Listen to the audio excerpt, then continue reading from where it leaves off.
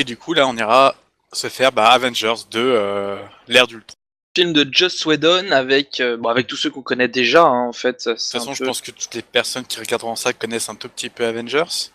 Voilà, on a juste 2 petits nouveaux qui arrivent, c'est Aaron Taylor Johnson et Elizabeth Olsen qui arrivent au casting, Argent et Sorcière Rouge. Je suis un peu perturbé par le fait que X-Men et Avengers décident d'inclure tous les deux un personnage pas forcément clé apparemment, mais qui a quand même une certaine importance dans les films, mais que ça soit pas le même acteur. Visiblement, c'est le même personnage sans être le même personnage. Enfin, je sais pas trop, mais ils sont tellement différents que ça me semblerait bizarre que...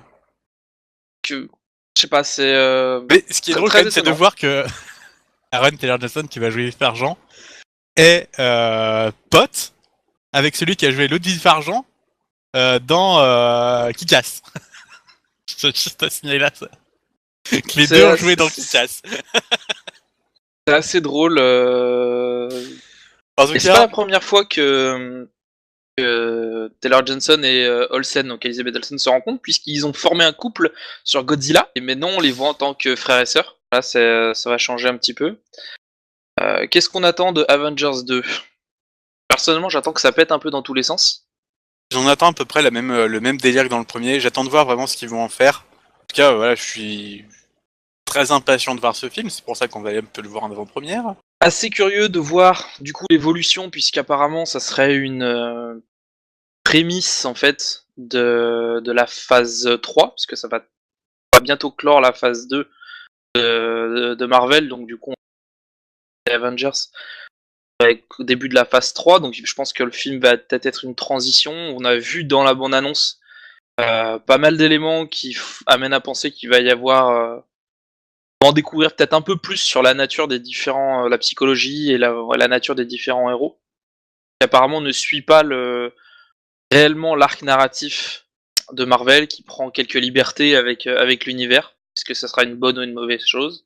De toute façon, après, on verra un peu ce que ça donne d'un point de vue de l'histoire. Après, je sais pas, il y a plein de personnages, on verra un peu ce que ça donne. On va aller voir ça tout de suite. Et puis, on vous dira ce qu'on en a pensé juste après ça. À toutes. C'est vraiment sympa. Alors, il est très bien, mais il ne marquera pas autant que le premier. Disons que déjà, il rentre tout de suite dans l'action. Un peu de la même manière que l'avait fait... qu'on avait pu voir ça sur le deuxième Star Trek. En fait, on est tout de suite mis dans l'action. Le film estime que on a vu le premier et donc on n'a pas besoin d'une représentation pour pas les introduire les uns après les autres en prenant le temps. Si Avengers 2 c'est le premier Marvel qu'on voit, c'est qu'il y a un problème, c'est-à-dire qu'on a loupé un truc avant. Parce que vu le nombre de films qui potentiellement présentent les personnages avant ça, ça serait dommage de ne rien comprendre juste pour ça. Donc c'est une bonne chose, parce que c'est vrai que ça évite de passer du temps à représenter des personnages qu'on connaît, mais d'un autre côté, peut-être qu'on ne présente pas assez la situation actuelle des personnages. Et en fait, le film démarre donc sur une sorte de mission où ils doivent retrouver un objet qui est connu, hein, des gens qui ont vu les Avengers, mais étrangement, on n'avait pas forcément noté que cet objet avait disparu. Enfin, moi, personnellement, quand ils ont dit « Ah ouais, d'accord, ils cherchent ça, mais à quel moment est-ce que les méchants ont récupéré ça ?» Je veux dire, ça arrive un peu comme un cheveu sur la soupe. Alors peut-être que c'est effectivement j'ai loupé quelque chose avant. Dans la série permet un peu de se diriger là-dessus en fait. Si on regarde la série qui est Marvel Agent of Shield, on voit que Hydra a récupéré nombre de composants et qu'il y a vraiment un marché noir très fort sur tous les restes des technologies qui ont été laissées après l'invasion du premier Avengers en fait. Alors ça me semble logique. Même s'il me semble logique, c'est que du coup sur les films entre les deux Avengers, on ne le voit quasiment pas en fait. Oui, c'est ça, on le voit pas beaucoup, on le voit plus. Tout ça, ça a été un peu retenu par le Shield, sauf que le Shield, c'était en grande partie Hydra, qui du coup a profité pour récupérer tout en détruisant le Shield. ont récupéré à peu près tout ce qu'il y avait sur le marché noir et autres, parce qu'ils avaient des contacts un peu partout. Ils ont pu récupérer le sceptre de Loki. Et, Donc, film un peu plus noir en termes de. Alors, il y a toujours beaucoup de vannes. D'ailleurs, je me demande s'ils n'ont pas repris un des mecs qui a fait les vannes dans Les Gardiens de la Galaxie, parce qu'il y en a un paquet, mais vraiment un paquet. Non, franchement, c'est les délires de Joss Whedon. Voilà. Et par contre, il y a certains moments, les blagues devraient pas être là, en fait. Alors, un petit point sur l'humour. Il y a beaucoup d'humour, presque plus que dans le premier. Mais du coup, il fait presque forcé. Oui. Il y a des fois, il n'y aura pas forcément besoin. Pourtant, c'est là. Bah, c'est pas forcément que c'est pas drôle. Mais c'est qu'il n'y a pas besoin d'avoir toujours quelqu'un qui balance une vanne à tout moment. Bah, à un moment donné, dans le film, il y a une scène qui est plus ou moins dramatique, qui est là exprès, parce que si c'était tout le temps joyeux, il n'y aurait pas d'enjeu. Donc il y a une scène qui a un peu plus de tension que les autres. Il y a un cut, on a une petite scène avec Hulk qui nous fait une vanne, et on revient sur la scène dramatique. Et en fait, ça plombe en fait cette scène, qui est dommage, parce que il y a vraiment quelque chose, mais la vanne avait pas besoin d'être là, et elle fait en fait beaucoup trop potache.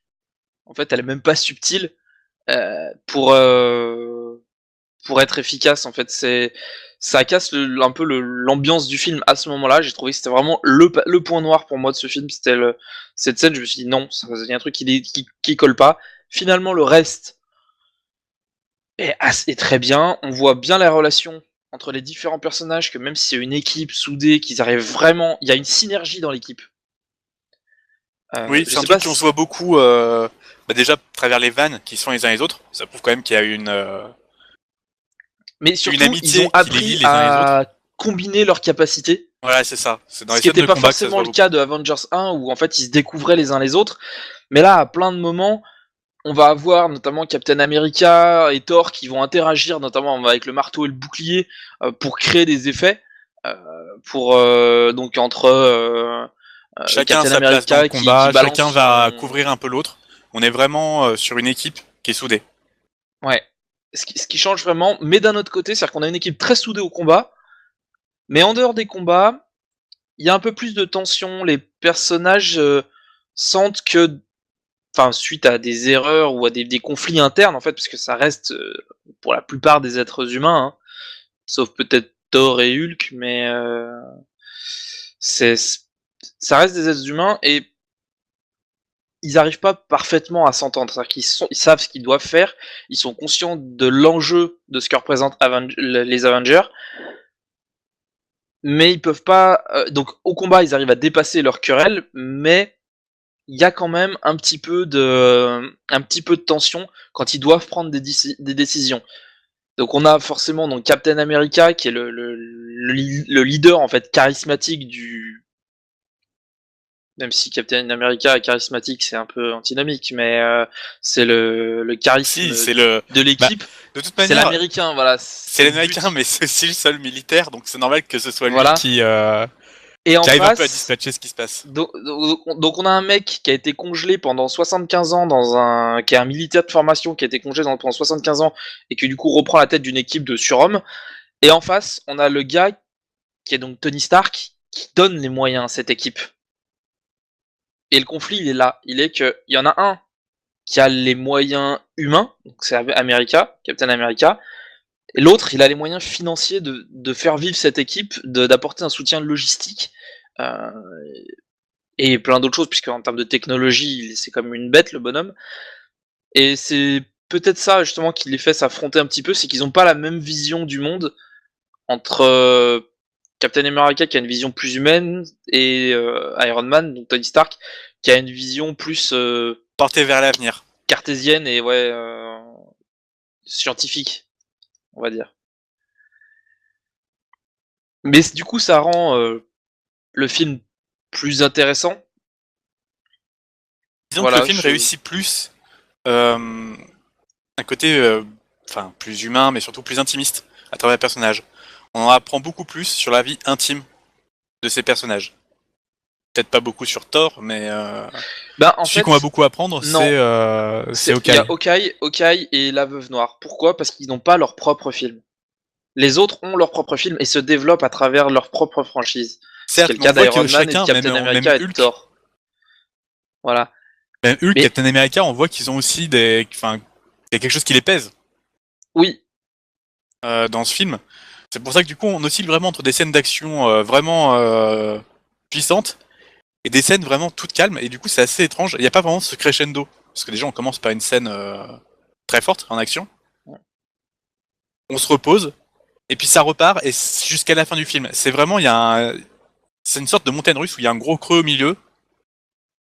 Un creux qui, du coup, sert à un peu à parler des personnages, tout ça. C'est assez intéressant, mais du coup, on a vraiment l'impression, je se dis, la vache, ça a commencé, ça a pété de tous les côtés, et d'un seul coup, on n'a plus rien, et du coup, quand ça remonte, on se dit, ouais, mais c'est un peu comme au début, et il nous manque vraiment ce crescendo. Il nous paraît vraiment t'amener en apothéose. C'est un défaut du film, je trouve. Il est bien, hein, mais c'est un des défauts que je trouve.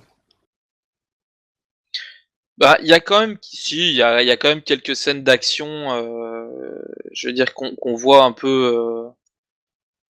Il y a plusieurs scènes d'action qui suivent. Donc, on a l'introduction, il y en a une un peu intermédiaire, et il y a la fin. Sachant que les scènes d'action sont longues, hein, sont très longues, ce qui est pas en soi gênant. Attention à la 3D, des fois la caméra va un peu vite et la 3D rend des trucs assez flous. Mais je me demande des fois si c'était pas parce qu'on était pas bien en face, je sais pas. Peut-être. Parce que moi, Mais je l'ai vu sans la 3D et ça passe très bien. donc il y a plusieurs passages. On voit des tensions entre les, notamment tensions pas vraiment en combat, mais c'est la scène. On voit dans la bande-annonce là l'énorme scène où il y a le conflit entre Hulk et Iron Man. En fait, c'est simplement parce que Hulk pète un câble et il se contrôle plus vraiment. Et à travers ça, d'ailleurs, Hulk, on le voit beaucoup plus, j'ai l'impression, dans le film, sous la forme de Bruce Banner que sous la forme de Hulk.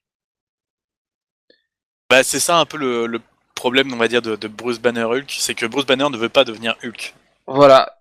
Mais il est conscient que les Avengers ont besoin de Hulk. Et d'ailleurs, c'est assez drôle parce que généralement, il reste en retrait, hors combat, et il attend le signal de ses potes, savoir est-ce que c'est un code vert ou pas. Est-ce que c'est un code Hulk. Est-ce qu'ils ont besoin de lui ou pas. Euh, Ce qui est assez intéressant parce que ça montre vraiment la peur que ressent le personnage vis-à-vis de son pouvoir. Ça montre aussi la relation qu'a parce que dans le premier Avengers, j'ai trouvé qu'on voyait beaucoup Hulk, très peu Banner. Là, c'est l'inverse et on voit beaucoup plus les sentiments de Banner vis-à-vis de ses coéquipiers, vis-à-vis de la peur qu'il a de lui-même, de la peur qu'il peut instiller vis-à-vis des autres. Ce qui est quelque chose enfin, c'est ce qui permet à Hulk, on va dire, d'exister. S'il y avait que Hulk, la bête verte, sans Bruce Banner, il y aurait pas on n'aurait pas le même attachement avec ce personnage, je pense. Personnellement, vis-à-vis de tout ce que j'attendais de ce film, moi c'est bien, le contrat, on va dire, est rempli. J'ai pas été déçu. Rester pour la petite scène de fin, c'est toujours sympathique. Il n'y en a pas deux, il y en a qu'une. Donc une fois que vous l'avez eu, vous pouvez partir, hein, c'est pas gênant. Mais non, pour moi, ça m'allait. J'ai trouvé que c'était un très bon film et un très bon divertissement. Oui, c'est sûr, moi aussi, hein, il m'a beaucoup plu. Mais un peu moins que le premier. Je sais pas si c'est parce que je deviens un peu lassé par le fait qu'on a toujours accès à ces films. On voit peut-être trop, j'en sais rien, mais bon, C'était en un tous les cas, peu peut-être, ça reste une je sais moque pas. qui est très sympa à voir au ciné, vu que c'est du grand spectacle, ça vaut vraiment le coup d'aller le voir au ciné, quoi. Ouais. Sur ce, on vous donne rendez-vous à la prochaine séance. À toutes. Salut.